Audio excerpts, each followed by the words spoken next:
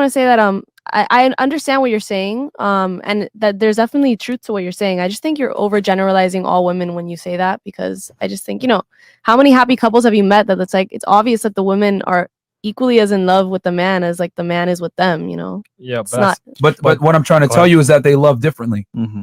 The argument isn't that they love each other equally or don't love each other equally. The difference is that the woman loves the man for different reasons than he loves her. And then what you're saying is your experience. So we have facts and data to prove that this is what's happening. And you're saying, in my experience, I feel like. Thing is, there's two different scenarios here. One is why a guy loves you. One is why a girl loves you. So we're just saying from the guy's standpoint, here's why he loves you. The man loves the woman for far different reasons than a woman loves the man. Yeah. But and you're saying that those are all monetary, but they don't have anything to do with love. Well, it's what you can offer. Monetary, basically. yeah. That's what you're saying. Basically, it could be lifestyle. It could be like money. It could be emotional. All that stuff plays into like what a girl really wants. The man's ability to provide security is a very heavy factor in that woman's decision to take the man seriously within the confinements of a marriage, whereas the man does not look for those same traits in the woman for security. Therefore, by default, we love differently. I mean, I think a man should be looking for, I think a man should want to be with someone that's on their level as well. But okay, we could say should, would, and whatever, but we're talking about. I think some men do though. I don't think you just mentioned earlier that rich men are going after young 21-year-olds. Yeah, there's both. There's a lot of both on both sides. I'm not saying that there's none on each side. There's both. But I feel like you guys you're overgeneralizing it. Like you said that all women see marriage as a business. I don't think that's all women. See, okay, you're saying I think, I feel, it's not shoulda, woulda, coulda, and I understand that it's how you feel, but the facts and what we're saying, you like real talk, right? I get it. Yeah, but it's not a fact though. All women don't see marriage as a business. We never said all. We never said all. We said most. You guys said women see marriage as a business. The majority do. Oh, okay. You should have specified maybe. Yeah, the majority do. And remember, you guys say generalizations. Generalizations is how the world works. Yeah. Like we operate on probabilities and not possibilities. You're talking about, well, I've seen it before where they love each other idealistically. That's a possibility, but we advise men on the podcast, hey, you need to operate in reality, which means you need to operate on probabilities. The probability that you deal with a woman and she wants to marry you is going to weigh heavily in your ability to provide resources, security, and stability. Women marry for stability. Men typically marry for access to sex. Yep.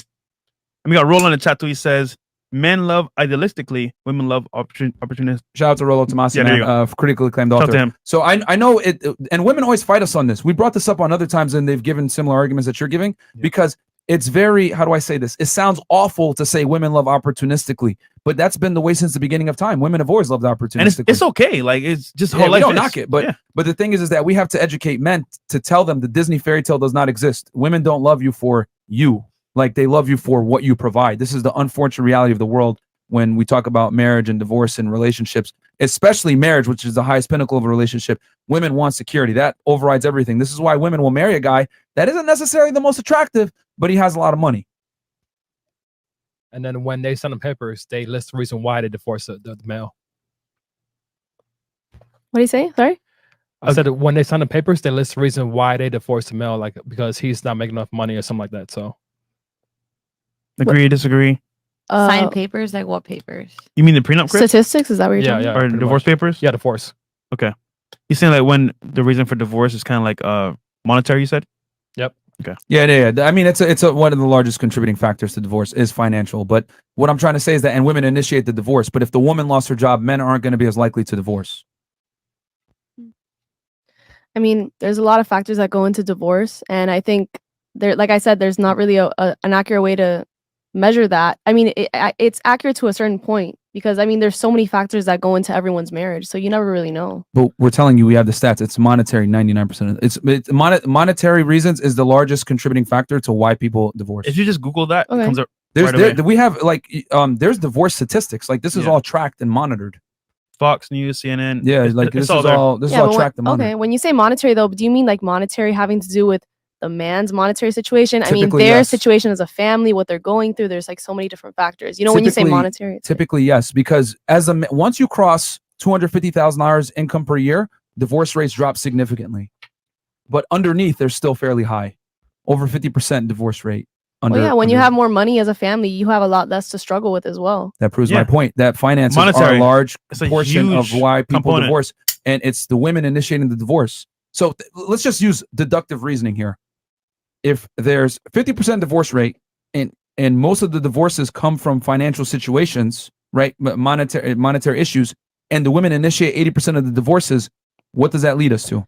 Also, The conclusion. you don't think that like most men don't eat, like if a woman wants a divorce, a lot of times men don't want to go through with the divorce because they know that they're gonna have to give up a lot of their money. Exactly. Yeah. That's our point.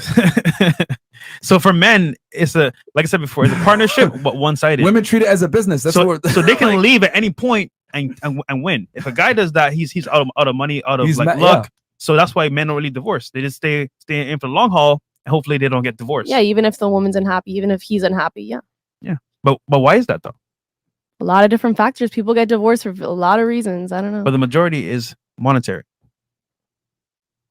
Okay, but I'm saying like there's so many other factors that go into monetary. There's a lot of different, you know. But the point is that those it's not always like you're not making enough money, I'm gonna divorce you. Like it's not like that. I don't know.